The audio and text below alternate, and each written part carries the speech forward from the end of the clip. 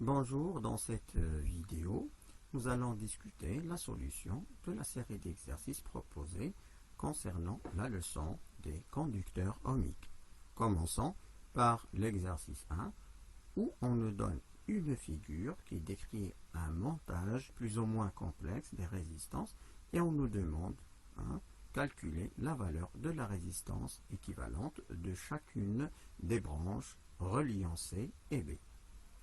Voici donc le schéma proposé. Entre B et C, il y a la branche qui se trouve au haut et qu'on va colorer en magenta. Il y a la branche du milieu et qu'on colore par le cyan. Finalement, il y a la branche qui se trouve en bas et qu'on a colorée en vert. Considérant la branche bleue, les deux résistances en parallèle peuvent être représentées par une seule résistance dite équivalente, équivaut 9 ohms. En effet, 1 sur R équivalente est égal à 1 sur 36 plus 1 sur 12, ce qui donne que 1 sur R équivalente, c'est 1 sur 9. Puisque dans cet exercice, on ne nous demande pas de donner les expressions littérales, on représente directement le résultat sur un schéma avec la valeur adéquate. Maintenant, le dipôle entre C et B est équivalent à une association en série de deux résistances, l'une 9 ohms et l'autre 21 ohms. La branche en bleu est équivalente à une seule résistance de 30 ohms de valeur. Lorsqu'on la remplace, ceci nous donne un schéma plus simple. Considérons maintenant la branche verte. Les deux résistances en parallèle sont équivalentes, c'est-à-dire sont remplaçables par une seule résistance équivalente qui vaut 6 ohms. Ainsi, notre schéma simplifié, ce schéma représente 3 résistances en parallèle. Ainsi, la résistance, c'est 1 sur R équivalente, est égale à 1 sur 20 plus 1 sur 30 plus 1 sur 6. Lorsqu'on calcule la somme des rapports, on trouve C1 sur 4, ce qui nous donne que R équivalente est égal à 4 ohms. Remarquez bien, 1 sur 4 en physique n'a pas de sens comme valeur, puisque c'est pour cela qu'ici, je n'ai pas mis d'unité. En revanche, si j'avais écrit 1 sur R équivalent, c'est 0,25, je devrais mettre l'unité qui est Siemens. Notre circuit est donc équivalent à une association de deux résistances en série. À la question 2, on nous demande de calculer la résistance totale qui se trouve entre A et B. Alors, on remplace le schéma par le dernier qui va nous donner 10 ohms. C'est juste la somme entre 6 plus 4. Voyons maintenant l'exercice 2. On nous donne un circuit plus ou moins compliqué et on nous demande de calculer la résistance entre A et B. La résistance, bien sûr, équivalente. Voici donc le schéma proposé. On remarque qu'on ne peut pas commencer la simplification depuis la gauche, puisque, par exemple, cette résistance R n'est ni en série avec 2R, ni en parallèle avec 2R. Elle n'est même pas en série avec l'autre résistance R. Si on observe la partie droite, il est clair que ces deux résistances sont en série. Je vous rappelle que deux résistances sont montées en série lorsqu'ils sont parcourus par le même courant, et ils sont montés en parallèle lorsqu'ils sont soumis au même potentiel. Dans ce cas, c'est le même courant qui a circulé dans les deux résistances, donc elles sont en série. Le schéma équivalent sera maintenant comme ceci avec 2R qui est en parallèle avec R, qui me donne toujours R. En effet, le dipôle entre R4 et B4 est équivalent à deux résistances en parallèle et qui valent 2R. Clairement, puisque R et R ont été parcourus par un même courant, que ce soit dans ce sens ou bien dans le sens inverse, peu importe, donc on dit qu'ils sont montés en série. La résistance équivalente, c'est la somme et qui va nous donner une résistance 2R. Maintenant, les deux 2R en parallèle vont nous donner une résistance équivalente R. Comme vous l'avez remarqué, les deux schémas en cette extrémité sont très semblables. En faisant la même réduction entre A3 et B3, on aura entre A2 et B2 le même schéma que celui-là. La série des simplifications conduit à ce que la résistance équivalente entre A et B n'est autre que R. Ce modèle de résistance est le même que dans le cas d'un câble coaxial, dans lequel la résistance reste constante, ou bien l'impédance en réalité, Z reste constante avec epsilon, c'est la permittivité du diélectrique, c'est-à-dire du plastique utilisé. Quelle que soit la longueur du fil, on a toujours la même impédance. Le modèle qui peut nous expliquer cela, c'est ce circuit. Mais cette fois, non pas en impédance, mais en résistance. Partons maintenant pour l'exercice 3. Dans cet exercice, on nous propose le schéma de la figure 1. Alors on donne UAB, R1, R2, R3 et R4. Il faut toujours dans un brouillon reproduire le schéma et écrire les données au voisinage des dipôles correspondants. Voilà donc, j'ai repris le schéma. Voilà UAB. R1 c'est 50 ohms, R2 vaut 150 ohms, R3 c'est 225 ohms et R4 c'est 10 ohms. Ça, on doit toujours le faire sur un brouillon. Calculer RE1, la résistance équivalente entre C et D. Alors je regarde C et D. Le schéma sera équivalent à celui-là. On laisse R1 en sa place, R4 à sa place, mais on va remplacer les deux résistances par RE1. Puisque R2 et R3 sont montés en parallèle, alors RE1 c'est R2 fois R3 sur R2 plus R3. Je remplace chaque résistance par sa valeur. J'aurai RE1 égale à 90 ohms. La question 2, c'est calculer RE, la résistance équivalente à l'ensemble du circuit du dipôle AB. Je rapporte la valeur de R équivalente 1. Je fais un petit peu d'espace pour faire dans mon brouillon le schéma équivalent du système R1, RE1 et R4.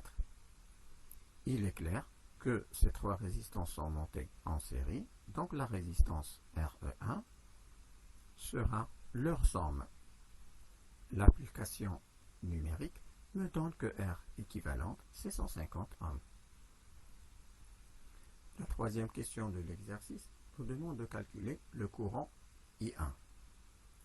En jetant un coup d'œil sur nos schémas, en utilisant la loi d'Ohm aux bornes de RE, on peut dire que I1, c'est-à-dire le courant qui circule entre A et B, c'est UAB sur RE. On remplace R par 150 et U par 15, on trouve 0,1 ampère. L'autre question nous demande de calculer UCD, UAC et UBD.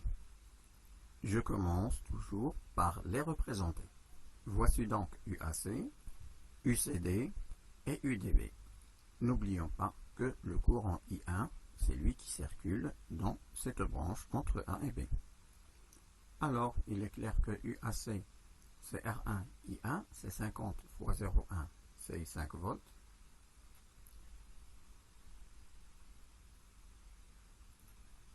UCD, c'est RE1 fois I1, c'est 90 fois 0,1, c'est 9 volts. Et UDB, c'est R4 fois I1, ça veut dire 1 volt.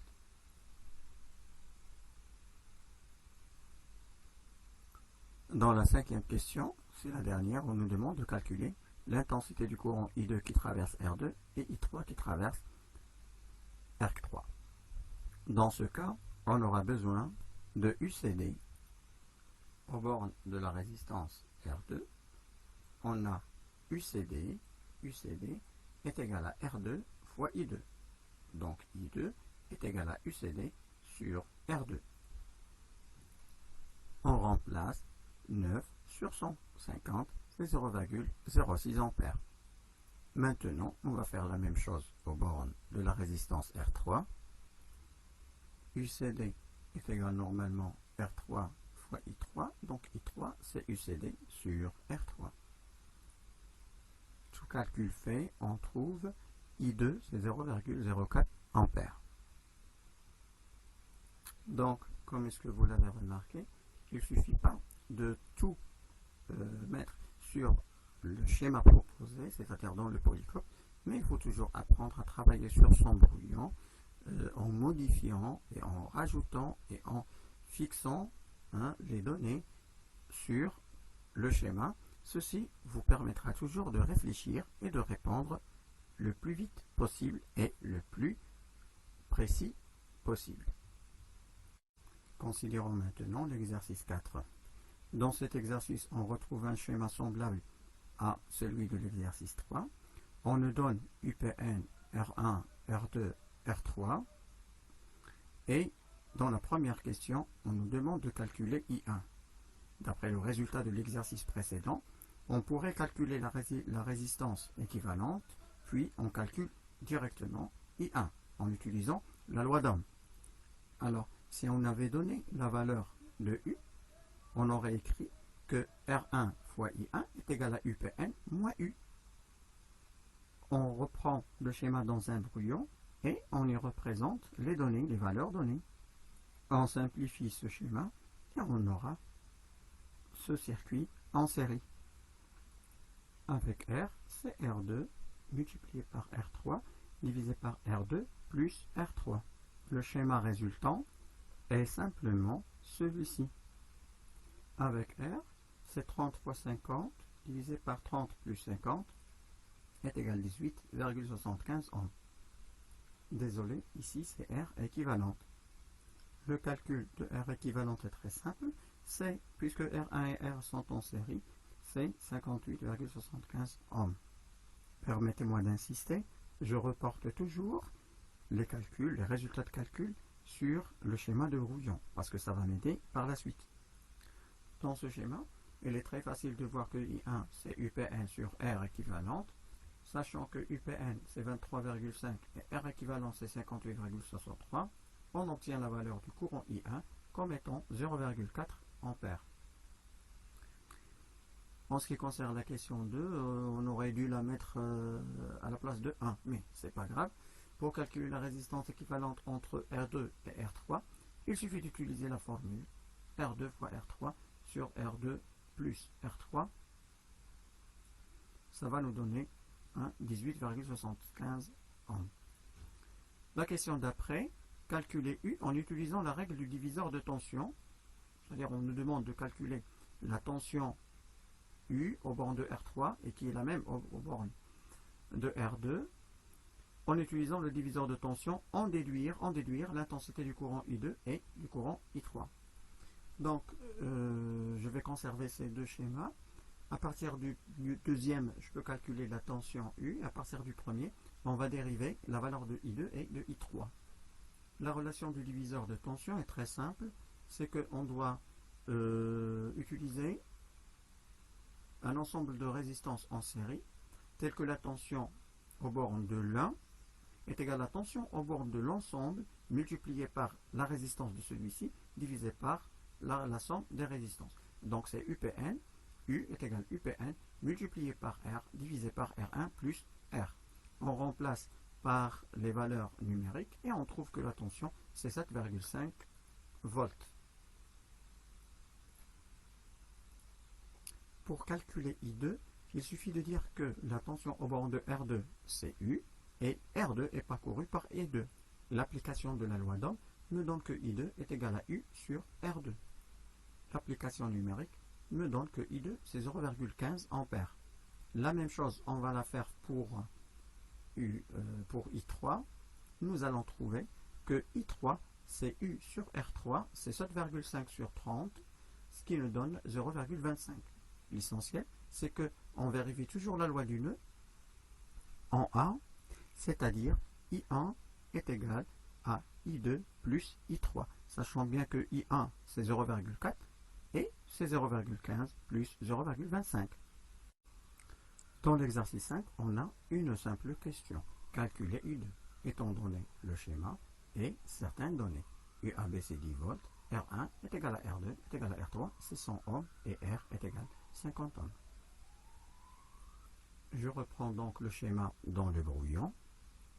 L'idée la plus triviale pour résoudre cette question, c'est de considérer la résistance équivalente totale pour que je puisse calculer I'. J'utilise, et bien sûr, lorsque je calcule I', je calcule la tension aux bornes de R3. Lorsque je trouve la tension aux bornes de R3, ça sera la même ici, c'est-à-dire aux bornes de R1 et de R2. Ainsi, je peux utiliser le diviseur de tension pour obtenir U2.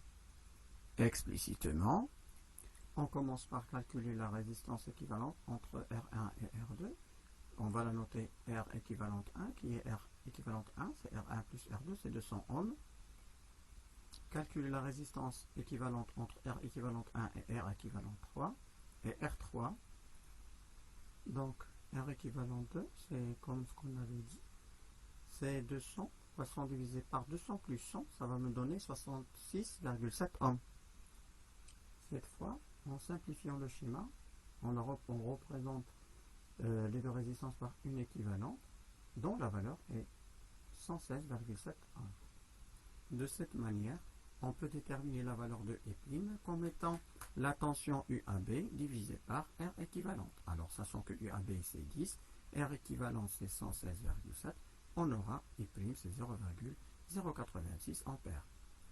On peut utiliser maintenant la loi d'additivité des tensions, laquelle dit UAB est égal à UCB plus UAC.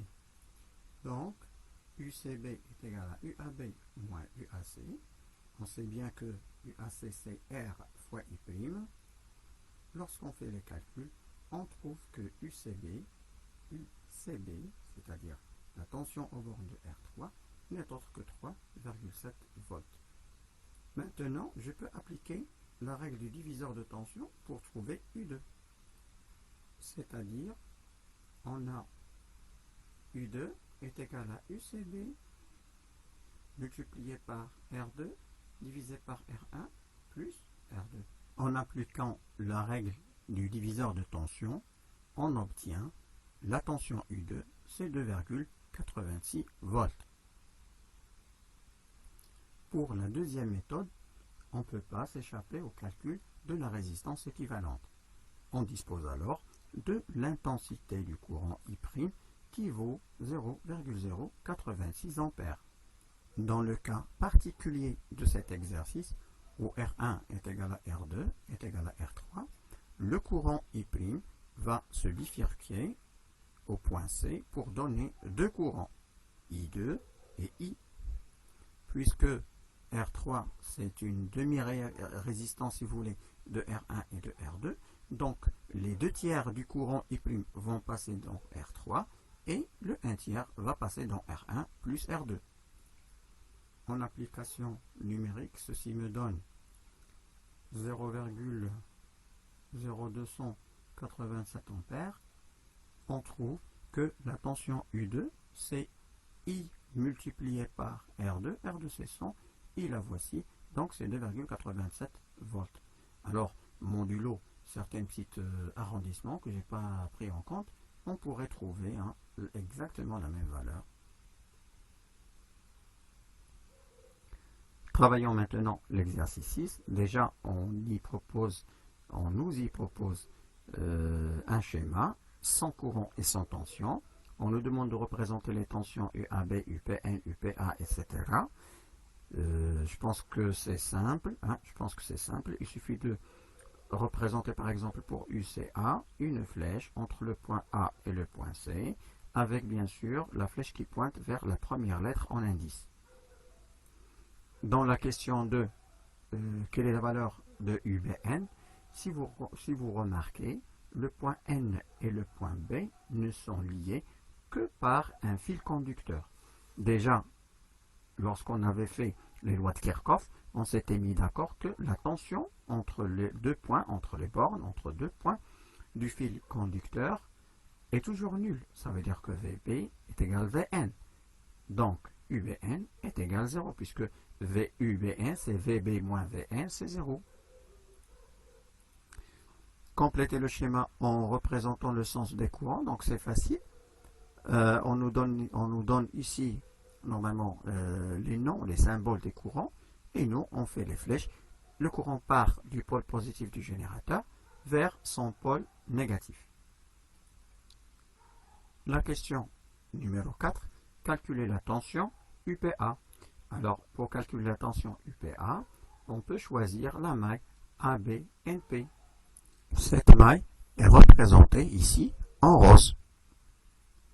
En partant du point N vers P, j'ai deux chemins à suivre. Ou bien je pars parallèlement au générateur, c'est-à-dire sur le générateur, j'aurai UPN. Alors maintenant, je vais circuler sur l'autre. Alors ça va me donner quoi? UBN, on s'était mis d'accord que c'est 0, donc je ne l'écris pas, je reviens. Maintenant, ma circulation va à l'encontre du sens de UAB, donc je vais écrire plus UAB et plus UPA. Bien sûr, mon schéma dans le brouillon n'est pas complet, au sens que j'y ai pas représenté les données de l'exercice. On nous donne UPN, UAB, UAC, R3, R4 et I1 que je vais recopier sur mon brouillon. Voilà, je les ai rapportés. Donc voilà, ceci va me servir, puisque moi je cherche la tension UPA, automatiquement dans ma formule j'ai UAB devant mes yeux, voilà c'est 8 volts, et UPA, et UPN c'est ça, c'est 12 volts. Comme ça, on peut calculer que UPA est égal à 4 volts,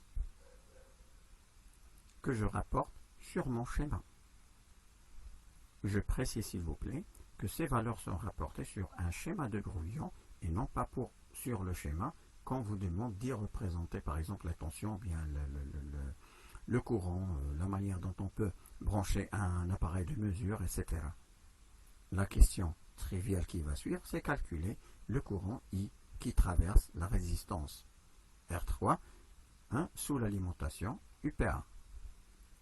Sachant que UPA est égal à R3 fois I, là il y a un signe plus puisque le sens de la tension est opposé à celui du courant. Donc on en tire l'expression littérale de I, c'est UPA sur R3. Je remplace UPA par 4 volts et R3 par 200, j'aurai I, c'est 0,02 ampères que je rapporte sur mon brouillon. Avoir les valeurs près de leur grandeur sur un schéma dans le brouillon me permet de réfléchir très pertinemment. Dans la question 6, on me demande de calculer I2. Je reviens à mon schéma et je constate que I2 vient de la séparation de I en I1 et I2. Donc, je dois appliquer la loi des nœuds au point A. Ainsi, en nœud A, G, I est égal à I1 plus I2. En jetant un coup d'œil sur mon schéma de brouillon, j'ai la valeur de I1, j'ai aussi la valeur de I, je tire celle de I2. Donc I2 est égal à I moins I1, donc I2 c'est 0,02 moins 0,015, c'est 0,005 ampères ou bien 5 milliampères. La question 7, c'est calculer R2. J'ai rapporté la valeur sur le schéma et je m'aperçois tout simplement que j'ai la tension UAB et j'ai la valeur du courant. Donc j'en tire la valeur de R2 en utilisant la loi d'Ohm. Donc UAB, je sais que c'est R2 fois I2, donc R2 c'est UAB divisé par I2. La valeur c'est 1,6 kΩ. La question 8, on nous demande de calculer R1. De la même manière, dans la branche qui contient R1, soit AC, j'ai la tension UCA et j'ai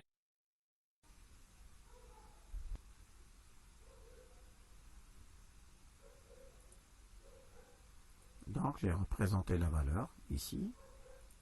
La question suivante, la question numéro 9, calculer la valeur de la tension UCB.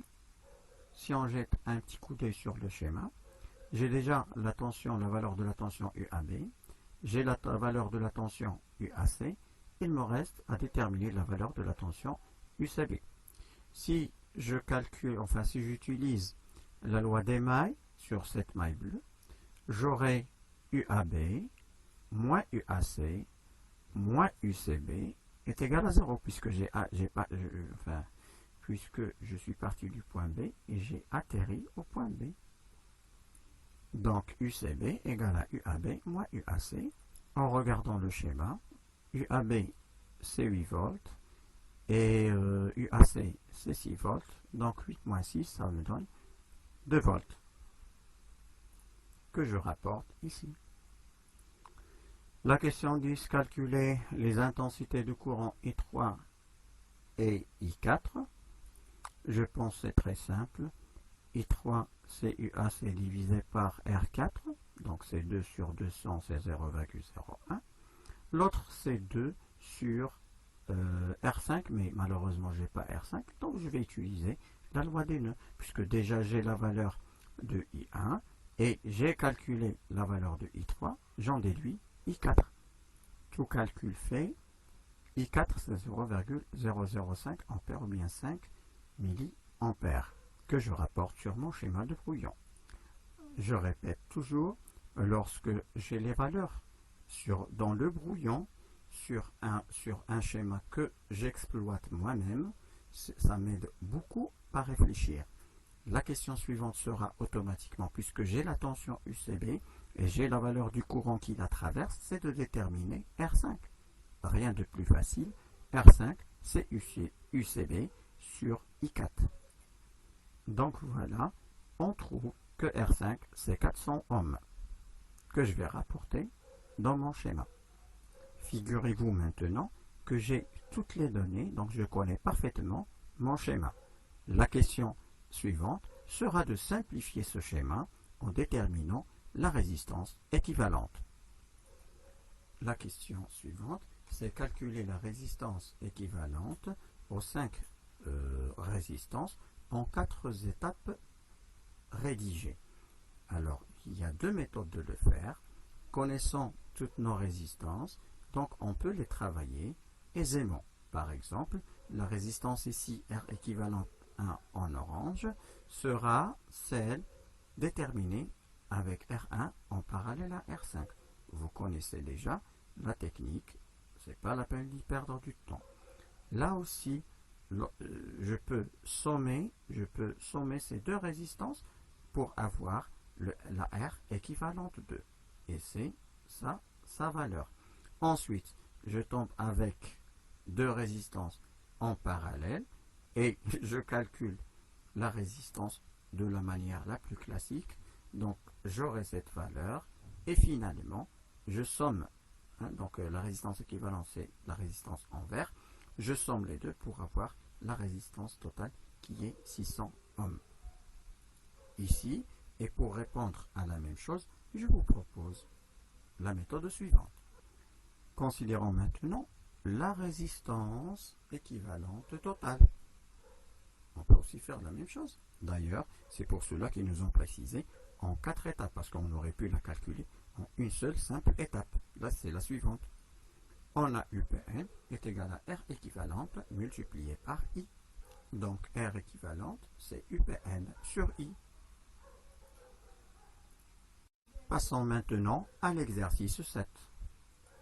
Le pont de Wheatstone est un montage électrique qui permet de déterminer la valeur d'une résistance inconnue. Cette résistance, généralement, on a note X. On dit que le pont est équilibré lorsque l'intensité ID du courant dans le détecteur D est nulle. J'ai décalé un petit peu l'image pour voir le schéma. Alors, on assimilera le détecteur à une résistance petit r et on se place à l'équilibre. L'équilibre, ça veut dire le courant ID représenté ici, c'est 0 ampères. On nous demande à l'état d'équilibre du pont de déterminer la relation entre UAM et UBM. En appliquant la loi d'Ohm au bord de la résistance D, la valeur de la résistance étant petit r d'après l'énoncé, j'aurai la tension UAB est égale à R ID. Le pont étant équilibré, alors ID est égal à 0, ce qui veut dire que la tension UAB, ou la DDP, la différence de potentiel entre A et B, est nulle. Ça veut dire que VA moins VB est égal à 0. Vous savez sans doute remarquer que lorsque j'ai une opération arithmétique ou bien géométrique, multiplication, division, etc., j'utilise pas les unités. Mais lorsque j'ai une grandeur bien définie, bien fixe, est égale à quelque chose de valeureux, quelque chose de réel, donc je dois obligatoirement mettre l'unité. Ceci veut dire tout simplement que VA égale VB. Or, UAM est égal à VA moins VM, UBM est égal à VB moins VM. Rien ne nous empêche de remplacer VB dans cette formule par VA. Ce qui va nous donner tout simplement que UBM est égal à UAM. La deuxième question, peut-on appliquer la relation du diviseur de tension pour calculer UAM et UBM, et exprimer UAM et UBM en fonction des éléments du montage, étant donné que le courant ID est nul. Ça veut dire que c'est comme si ce dipôle n'est pas branché. Donc, c'est le même courant qui circule dans X et R2, d'une part, et d'autre part, c'est un autre courant, le même, qui circule entre R et R1. Bon, je me rappelle, je n'ai pas expliqué pourquoi ici on choisit une résistance variable, parce qu'en fait, le D, généralement, c'est un galvanomètre, ou bien on fait varier R de telle manière à ce que le courant ID soit nul. Donc, puisque ces deux résistances sont en série et les deux autres sont en série, on peut évidemment appliquer le théorème ou bien la règle du diviseur de tension. Ainsi, UAM est égal à E, la tension totale au bord de la série de résistances R1 et R, E multiplié par R divisé par R1 plus R. Et UBM, c'est E fois X divisé par X plus R2. Donc, puisque on a dit avant que UAM est égal à UBM, ceci nous permettra de répondre à la question 3, la dernière question de la série, en déduire X. Alors, puisque UAM est égal à UBM, donc l'expression, la première de UAM est égale à celle de UBM, je simplifie par E, et j'aurai ce petit rapport. En faisant produit des extrêmes est égal à produit des moyens, avec un simple petit calcul de maths, on peut tirer la réponse X, c'est R fois R2 divisé par R1. La vidéo dédiée à la résolution de la série est terminée et à la prochaine vidéo.